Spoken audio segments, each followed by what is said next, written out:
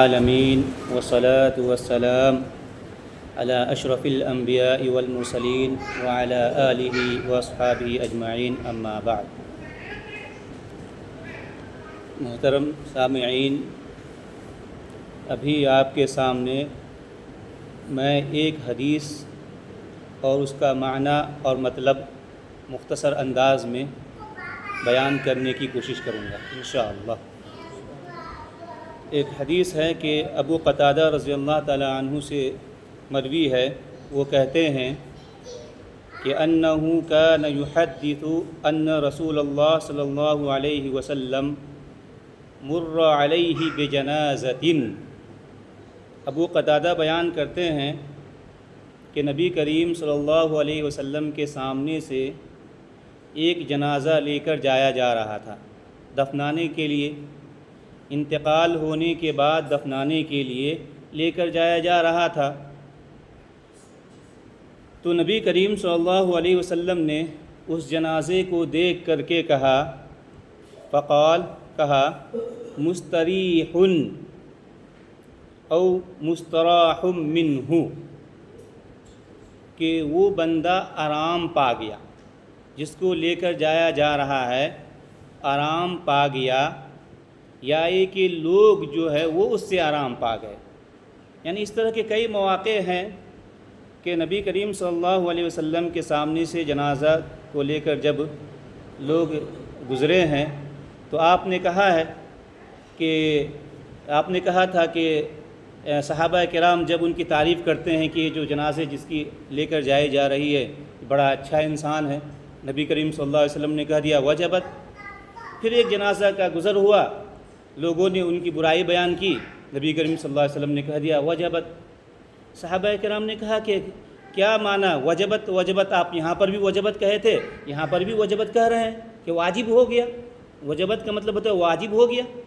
کیا مطلب ہے؟ نبی کریم صلی اللہ علیہ وسلم کہتے ہیں کہ تم لوگوں نے ان کی تعریف کی تو گویا کہ جنت ان کے لیے واجب ہو گیا، اور تم لوگ ان کی برائی بیان کر رہے ہو تو جہنم ان کے لیے واجب ہو گیا۔ پھر نبی کریم صلی اللہ علیہ وسلم کہتے ہیں انتم شہداء اللہ فی الارض، ارے تم ہی لوگ تو دنیا کے اندر گواہی دینے والے ہو، تم ہی لوگ تو کہو گے کہ فلاں اچھا انسان ہے، وہ برا انسان ہے۔ جو اچھا انسان ہوگا اس کا ٹھکانہ اچھا ہوگا، جو برا انسان ہوگا اس کا ٹھکانہ برا ہوگا۔ تو یہاں پر بھی لے کر جایا جا رہا تھا تو نبی کریم صلی اللہ علیہ وسلم نے کہا کہ مستریح او مستراح منہ، یا تو وہ آرام پا گیا یا یہ کہ بندے اس سے آرام پا گئے، دوسرے لوگ، گاؤں کے لوگ، شہر کے لوگ آرام پا گئے۔ تو صحابہ کرام نے کہا فقالوا یا رسول اللہ مل مستریح والمستراح منہ، مستریح کا معنی کیا ہے؟ یعنی آرام پا گیا، اس کا کیا معنی ہے؟ اور لوگ اس سے آرام پا گئے، اس کا کیا مطلب ہے؟ بتلائیے ذرا، تھوڑی سی وضاحت کیجئے۔ مستریح اور مستراح منہ کا کیا معنی ہے؟ نبی کریم صلی اللہ علیہ وسلم کہتے ہیں کہ العبد الفاجر، یعنی مستریح کا معنی بیان کرتے ہیں کہ العبد الفاجر یستریح من نصب الدنیا واذاہا الی رحمت اللہ، کہ جو نیک انسان ہوتا ہے، مومن ہوتا ہے، متقی ہوتا ہے، پرہیزگار ہوتا ہے، اللہ کی عبادت کرنے والا ہوتا ہے، اللہ کا بندہ ہوتا ہے، جب وہ دنیا سے جاتا ہے تو گویا کہ دنیا کی تھکاوٹوں سے، دنیا کی پریشانیوں سے وہ آرام پا جاتا ہے اللہ تعالیٰ کی رحمت میں جا کر کے۔ یعنی دنیا کے اندر جب تک انسان موجود ہے کوئی نہ کوئی پریشانی لاحق ہوتی رہتی ہے، انسان پریشان ہوتا ہے۔ یعنی اللہ تبارک و تعالیٰ نے جتنے اوامر اور نواہی بتلائے ہیں اسی کو ادا کرنے کے لیے، مثال کے طور پر آپ نماز ہی ادا کر رہے ہیں، نماز کو ادا کرنے کے لیے آپ چل کر آ رہے ہیں، گھر سے چل کر آ رہے ہیں، بارش میں آ رہے ہیں، دھوپ میں آ رہے ہیں، پریشانی اٹھا رہے ہیں، وضو کر رہے ہیں، کبھی پانی نہیں ہے تو کبھی یہ نہیں ہے، اور ان ساری چیزوں کو برداشت کر کر کے آپ مسجد تک آ رہے ہیں اللہ تعالیٰ کے اوامر کو بجا لانے کے لیے۔ اور دنیا میں جب تک انسان ہے غم، پریشانی، یہ ساری چیزیں آنی اور جانی ہیں۔ کوئی انسان ایسا نہیں کہہ سکتا کہ دنیا میں اسے کوئی پریشانی نہ ہو۔ یہ دنیا دارالابتلاء ہے، آزمائشی کے لیے بھیجا گیا ہے، دارالعمل ہے، عمل ہی کے لیے بھیجا گیا ہے۔ ظاہر سی بات ہے کہ عمل کے لیے بھیجا گیا تو عمل کرنے کے لیے تکلیف تو ہوگی، کوئی آدمی یہ کہے کہ ہمیں کوئی تکلیف نہیں ہونی چاہیے، ایسا ہو ہی نہیں سکتا ہے۔ انسان دنیا میں جب تک رہے گا ایک پریشانی آئے گی، ختم ہوگی، دوسری پریشانی آئے گی، تیسری پریشانی آئے گی، پریشانی آتی رہے گی، پریشانی کو جھیلنا پڑے گا۔ یہ دارالعمل ہے، جب تک دنیا میں ہے اسی وقت تک ہم عبادت کرنے کے لیے مکلف ہیں، اور جب مکلف ہیں عبادت کرنا ہے تکلیفیں ہوں گی، اور جب دنیا سے چلے جائیں گے تو پھر دارالعمل کا معاملہ ختم، دارالجزا، یعنی جب تک دنیا میں ہوتا ہے دارالعمل ہے یہ، یعنی عمل کرنے کے لیے بھیجا گیا، جیسے ہی انتقال ہوگا وہ دارالجزا یعنی بدلے کی جگہ ہے، وہ بدلہ پانے کی جگہ ہے۔ جیسے آدمی مر جائے گا تو اللہ تبارک و تعالیٰ سے کہے گا کہ ہمیں پھر سے لوٹا دیجئے، لعلی اعمل صالحا فیما ترکت، یعنی مرنے کے بعد یہ کہے گا کہ ارجع، کہ تھوڑا سا ہمیں پھر سے مہلت دے دیجئے دنیا میں جانے کے لیے۔ کیوں؟ لعلی اعمل صالحا فیما ترکت کلا فیما ترکت، کہ جو میں نہیں کر پایا مجھے کرنا چاہیے تھا، جو اعمال ہمیں بجا لانے چاہیے تھی وہ ہم نہیں کر پائے، اس کو ہم کر لیں گے، دوبارہ ہمیں دنیا میں جانے دیجئے۔ کہیں گے کلا، کہ یہ دوبارہ موقع نہیں دیا جائے گا، جب تم آ گئے ہو، یہ بدلہ دینے کا وقت ہے، عمل کا وقت نہیں ہے۔ مرنے کے بعد عمل کرنے کے لیے آپ سے نہیں کہا جائے گا، آپ سے یہ نہیں کہا جائے گا کہ قبر میں جو نہیں کیا کر لو، یا یہ نہیں کہے گا جنت میں اب عمل کرو۔ مرنے تک ہی عمل کرنا ہے، مرنے کے بعد عمل کرنے کی کوئی جگہ نہیں ہے۔ آدمی چاہے گا بھی کہ ہمیں دنیا میں دوبارہ بھیج دے، لیکن دوبارہ نہیں بھیجا جائے گا، کہا جائے گا کلا انہا کلمۃ هو قائلها،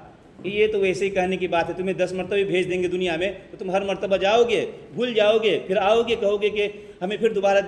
جانے دیجئے، تبارہ جانے دیجئے۔ اس طرح کوئی دوبارہ موقع نہیں دیا جائے گا۔ تو دنیا میں جب تک انسان کو عمل کرنا ہے، پریشانی اٹھانی ہے، جتنی پریشانی ہو، بہت ساری پریشانیاں ہوں گی، ان سب کو برداشت کرنا ہے۔ تو انسان یعنی مرنے کے بعد آرام، نیک اگر انسان ہوگا، متقی پرہیزگار ہوگا، آرام پا جائے گا اللہ کی رحمت میں جا کر کے، یعنی قبر میں چلا جائے گا۔ قبر میں نعمتوں کا سلسلہ وہیں سے شروع ہو جائے گا، بدلہ ملنا وہیں سے شروع ہو جائے گا۔ وہیں پر فرشتے آ کر کہیں گے، فرشتے جب آپ سے سوال کریں گے تو آپ جب سوال کا جواب دے دیں گے، کامیاب ہو جائیں گے، ثابت قدمی نصیب کرے گا اللہ تعالیٰ آپ کو۔ یثبت اللہ الذین آمنوا فی الحیات الدنیا وفی الآخرہ، فی الآخرہ سے مراد یعنی قبر بھی لیا گیا ہے، ایک معنی قبر میں اللہ تبارک و تعالیٰ ایمان والوں کو ثابت قدمی نصیب کرے گا قبر کے اندر۔ تو وہاں پر کیا کہا جائے گا کہ اس کی قبر کو کیا ہے، یعنی چوڑی کر دو اور جنتی لباس انہیں پہنا دو، کہ وَأَلْبِسُوهُ مِنَ الْجَنَّةِ وَأَفْرِشُوهُ مِنَ الْجَنَّةِ وَافْتَحُوا لَهُ بَابًا إِلَى الْجَنَّةِ، کہ مومن جواب دے گا، کامیاب ہو جائے گا۔ قبر میں کہا جائے گا اس کو جنتی لباس پہنا دو، جنت کا بستر بچھا دو، اور قبر کو کشادہ کر دو، جنت کی ایک کھڑکی اس کے لیے کھول دو، اور کہہ دے گا کہ نم کنوم العروس، سو جاؤ، اس کے بعد تم سو جاؤ، ایک نئی نویلی دلہن کی طرح تم سو جاؤ، کوئی تکلیف تمہیں نہیں ہوگی۔ جو تمہیں عمل کرنا تھا تم نے عمل کیا ہے، اب عمل کرنے کی کوئی ضرورت نہیں، بدلہ وہیں سے شروع ہو جائے گا۔ تو یہ ایک مومن اور متقی کا یہ عمل ہے، یعنی متقی کے ساتھ کیا جائے گا، وہ آرام پا گیا، اب کوئی عمل کرنے کی کوئی ضرورت نہیں ہے، جو کرنا تھا دنیا میں کرنا ہے۔ اور دوسری قسم جو بتلائی گئی ہے کہ والعبد الفاجر، کہ جو فاجر ہوتے ہیں، فاسق ہوتے ہیں، گنہگار ہوتے ہیں، اس سے یستریح منہ العباد، یعنی بندے اس سے آرام محسوس کرتے ہیں۔ گاؤں گھر کے لوگ، پڑوسی کہتے ہیں کہ اچھا ہوا وہ چلا گیا، لوگ گالی دیتے ہیں، مرنے کے بعد اچھے الفاظ سے نہیں یاد کرتے ہیں ان کو، کہتے ہیں اچھا ہوا وہ چلا گیا۔ وہ سب کو ناک میں دم کیا ہوا تھا، پڑوسی کا ناک میں دم کیا ہوا تھا، گاؤں والے کو ناک میں دم کیا ہوا تھا، سب کو اپنی زبان سے گالی گلوچ کرتا تھا، مارتا تھا، پیٹتا تھا، ہاتھ سے تکلیف دیتا تھا، اور نہ جانے کس طرح سے وہ تکلیف پہنچاتا تھا سارے لوگوں کو۔ تو وہ بھی اب آرام محسوس کریں گے، کہتے ہیں کہ اب ہم آرام پا گئے، اب ہم آرام محسوس کر رہے ہیں اس کی وجہ سے، اچھا ہوا وہ چلا گیا،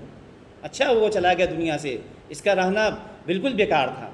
سارے لوگوں کو، گاؤں والے کو، محلے والے کو پریشان کر رکھا تھا۔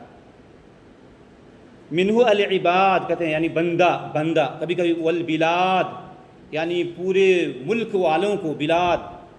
پورے ملک والے کو، یعنی کبھی کبھار انسان کا جو شر ہے، نقصان ہے، محدود حد تک ہوتا ہے، گاؤں حد تک، کبھی کبھار گاؤں سے ہٹ کر کے ملکی پیمانے پر بھی ہوتا ہے،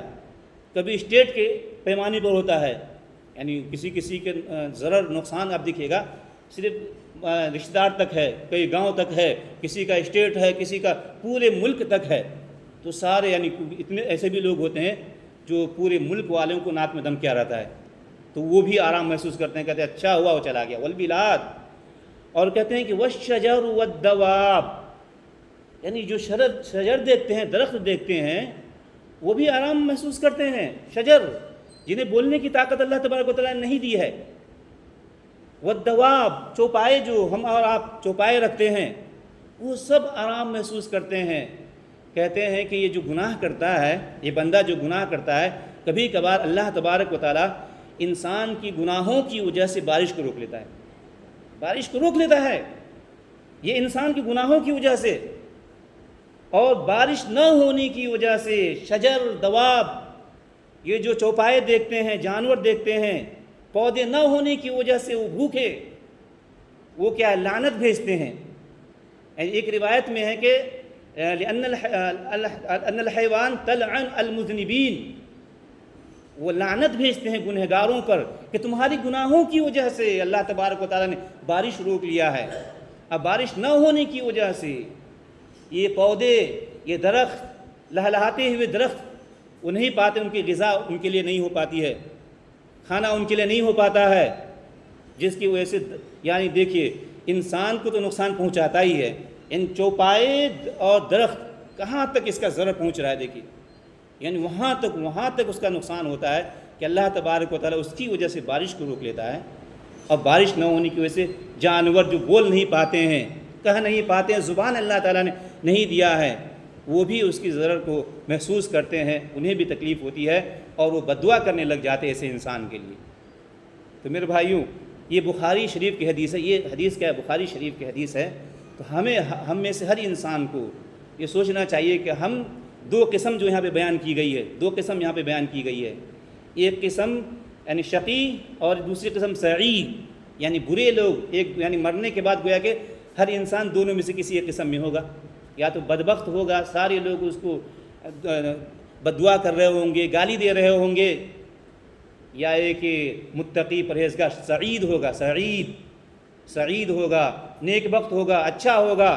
جس کے مرنے کی وجہ سے سارے لوگ افسوس کر رہے ہوں گے، ان کے حق میں دعا کر رہے ہوں گے،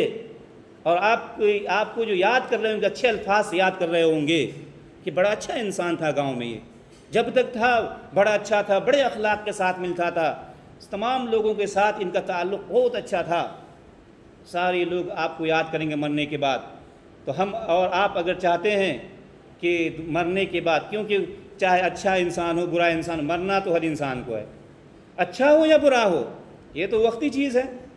کتنا انسان جی لے گا،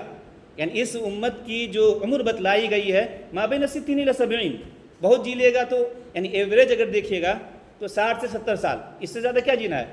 کوئی ہو تھوڑا اس سے بھی زیادہ جی لے، ایک آدھ ہو جو اس سے بھی زیادہ جی لے، ورنہ جو ایوریج جو بتلائی گئی ہے کہ 60 سے 70 سال تک اس امت کی عمر بتلائی گئی ہے، اتنا ہی اس میں سب کو چلا جانا ہے، اچھا ہوگا تو بھی جانا ہے، برا ہو تو بھی جانا ہے، اور ہمارے اوپر یہ واجب ہوتا ہے کہ ہم دونوں میں سے کس قسم میں سے اپنے آپ کو بنانا چاہتے ہیں۔ اگر ہم چاہتے ہیں کہ ہمارے بعد لوگ کیا ہے ہمیں یاد کرے، اچھا یاد کرے، نیک نامی ہو، اچھے نام سے یاد کرے، تو ہمیں کیا ہے اچھے بننی چاہیے، اچھے اعمال کو انجام دینی چاہیے، اور اللہ تعالیٰ کا نیک بندہ بن کر رہنی چاہیے۔ آخر میں اللہ تبارک و تعالیٰ سے دعا ہے کہ اللہ تبارک و تعالیٰ ہمیں اچھا انسان بنا اور تمام لوگوں کے ساتھ اچھے اخلاق سے ملنے کی توفیق عطا فرمائے، آمین۔ وآخر دعوانا ان الحمد للہ رب العالمین۔